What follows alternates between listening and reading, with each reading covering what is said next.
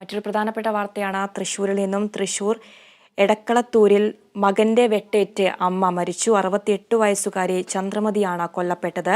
സംഭവത്തിൽ മകൻ സന്തോഷിനെ പേരമംഗലം പോലീസ് കസ്റ്റഡിയിലെടുത്തു. വിവരങ്ങളുമായി തൃശ്ശൂരിൽ നിന്നും അനീഷ് ആന്റണി ചേരുന്നുണ്ട്. അനീഷ്, എപ്പോഴായിരുന്നു ഈ സംഭവം? എന്താണ് ഈ സംഭവത്തിന്റെ കാരണം?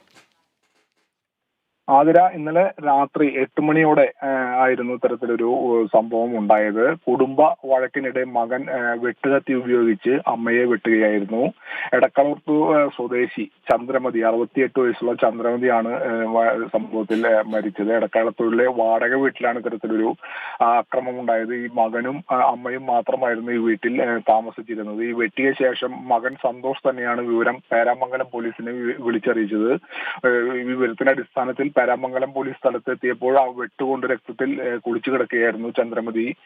തുടർന്ന് ആംബുലൻസ് വിളിച്ച് പോലീസ് തന്നെയാണ് അമ്മയെ തൃശൂർ മെഡിക്കൽ കോളേജ് ആശുപത്രിയിൽ എത്തിച്ചത്. തുടർന്ന് ഇന്ന് പുലർച്ചെ 3 മണിയോടെ ചന്ദ്രമതി അമ്മ മരണത്തിന് കീഴടങ്ങിയായിരുന്നു. വെട്ടുകത്തി കൊണ്ടാണ് വെട്ടിയത്. തലയ്ക്കും താടിക്കുമാണ് വെട്ടേറ്റിട്ടുള്ളത്. സന്തോഷിനെ പോലീസ് സംഭവ സ്ഥലത്ത് നിന്ന് വെച്ച് തന്നെ കസ്റ്റഡിയിൽ എടുത്തിട്ടുണ്ട്. സന്തോഷിന്റെ അറസ്റ്റ് ഉടൻ പേരാമംഗലം പോലീസ് രേഖപ്പെടുത്തും.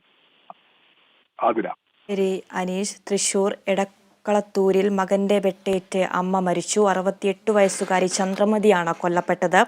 സംഭവത്തിൽ മകൻ സന്തോഷിനെ പേരമംഗലം പോലീസ് കസ്റ്റഡിയിലെടുത്തിട്ടുണ്ട്. വാർത്തയുടെ വിശദാംശങ്ങൾ നൽകുകയായിരുന്നു തൃശ്ശൂരിൽ നിന്നും അനീഷ് ആന്റണി.